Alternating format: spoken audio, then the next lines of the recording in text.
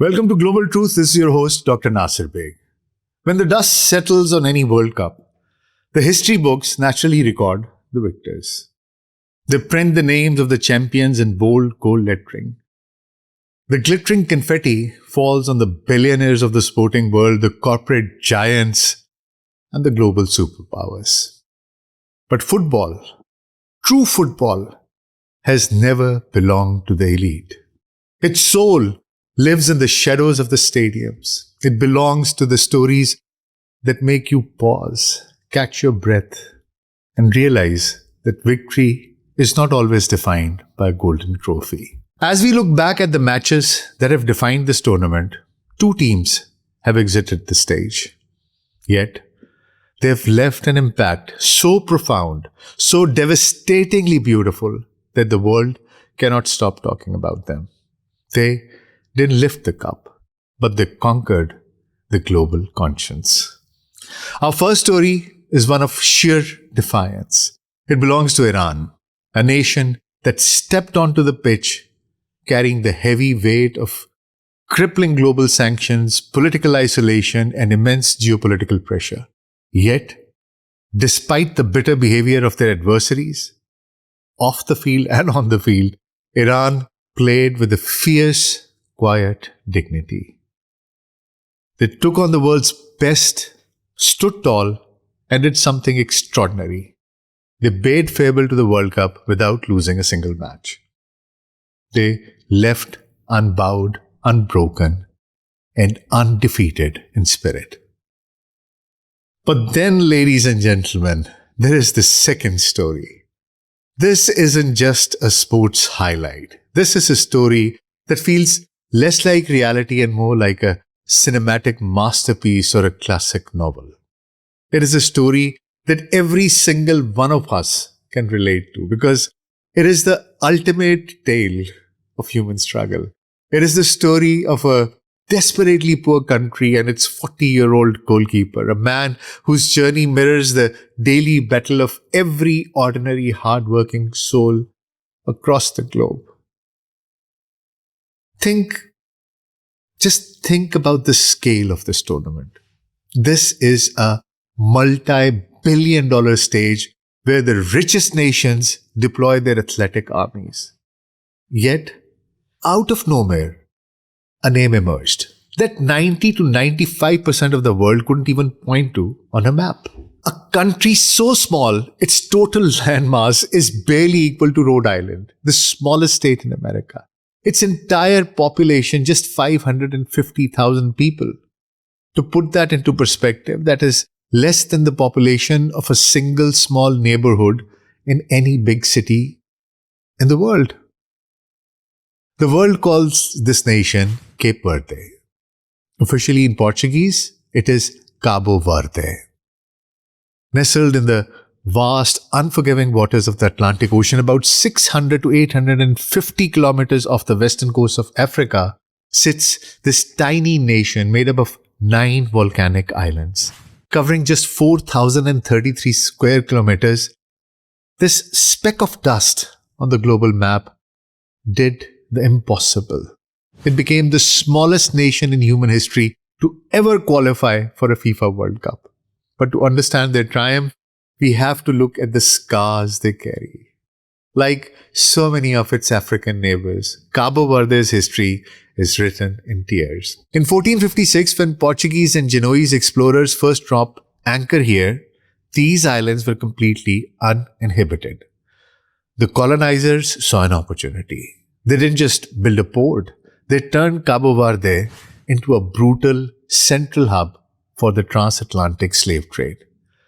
Countless innocent humans were snatched from the African mainland, brought to these shores, bought, sold, and forced into hard labor in the scorching sugarcane fields. Today's population is the living legacy of that history, a vibrant mix of the European settlers and the African survivors. They speak Portuguese officially, but their hearts speak Cabo Verdean Creole. After centuries of oppression, they finally won their independence from Portugal in 1975. Stripped of natural resources, the people faced a new enemy: poverty. It forced a mass exodus. Today, a staggering reality exists. There are more Cabo Verdeans living in the global diaspora, about 700,000, than there are on the islands themselves. Yet, despite the odds, they established a stable democracy in 1991, becoming a beacon of resilience in West Africa. Now let's talk about the football. Their journey on the international stage is nothing short of a miracle. This is a team that scored its first international goal in 2003. When they arrived at the 2026 World Cup ranked 64th in the world, the global football elite treated them like a tourist act, like a statistical anomaly, a joke. Then the whistle blew. In the group stage, they faced Spain, a powerhouse of world-class football, a former world champion. The world expected a slaughter. Instead, Cabo Verde put up a defensive fortress, holding Spain to a spectacular 0-0 draw. In that single match, their 40-year-old goalkeeper, Vozinha, pulled off 7 breathtaking saves, becoming an overnight global sensation. Next came Uruguay, a historic giant of South American football. Cabo Verde refused to blink, forcing a thrilling 2-2 draw.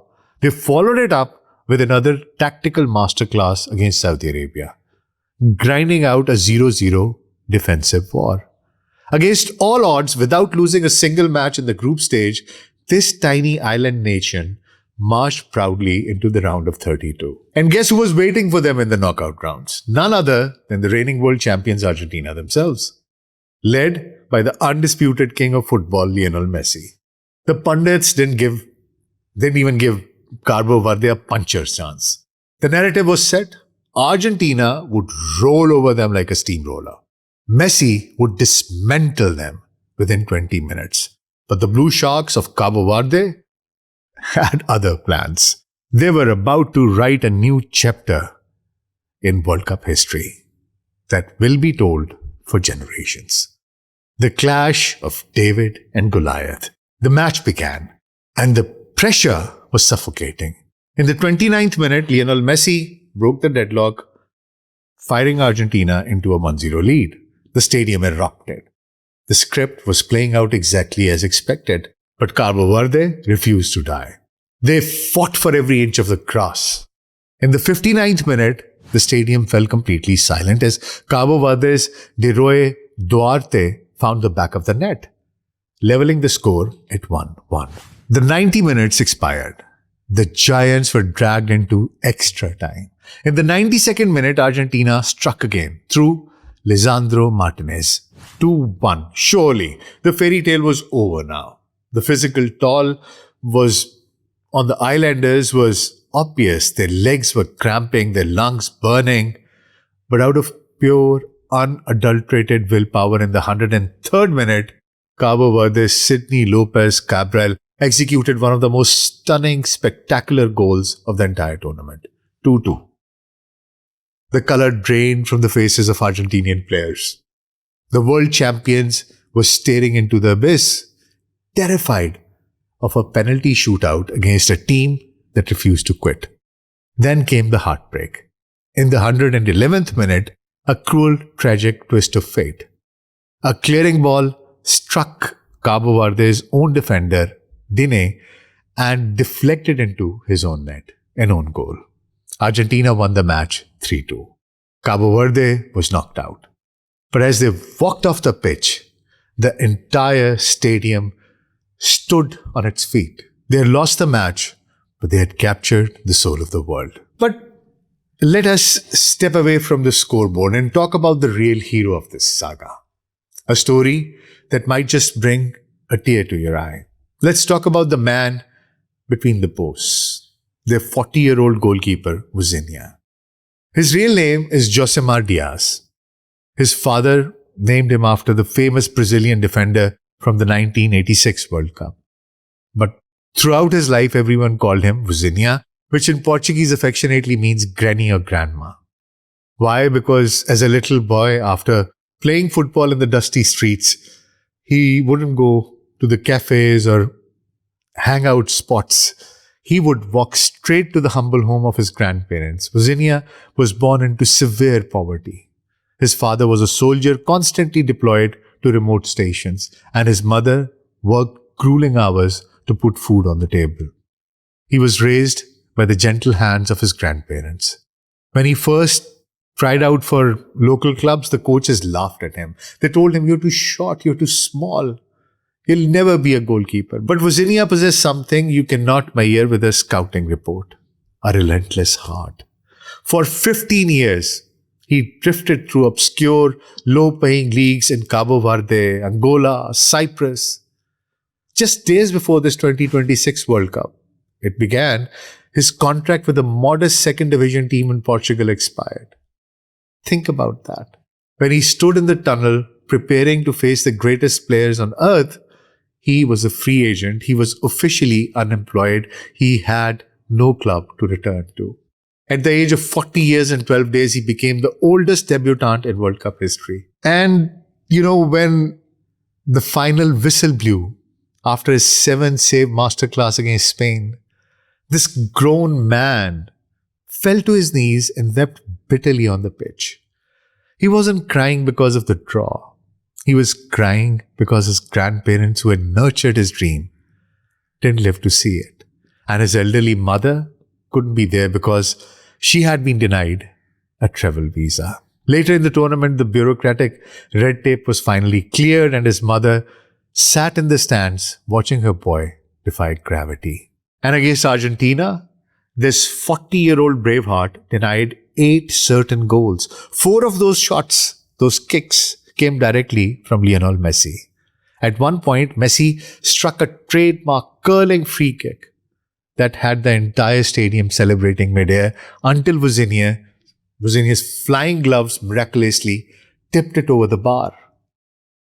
Before the World Cup, Vozinha was followed by just a few thousand people on Instagram. Today, his followers have skyrocketed past 21 million. The respect, the validation, and the honor that this true warrior earned through decades of silent struggle was finally delivered to him before the eyes of the world. And it is a beautiful feeling when our favorite teams or global superstars win. It validates our expectations. But there is no feeling in the human experience more intoxicating, more beautiful than when an underdog or marginalized tiny nation pours its blood into the dirt and stands defiantly against the pharaohs of modern sports. Cabo Verde and Vozinha have reminded a cynical world of a profound truth. The battles of life are not won by the size of your bank account, the vastness of your territory, or the power of your infrastructure. They are won by the size of your heart and purity of your spirit. Their 2026 journey has come to an end. They are packing their bags, but make no mistake, these warriors have shown the blueprint of survival. And I have no doubt that in 2030, they will return with the same unbroken spirit to shake the world once again. This is the beauty of the beautiful game. Take good care of yourself.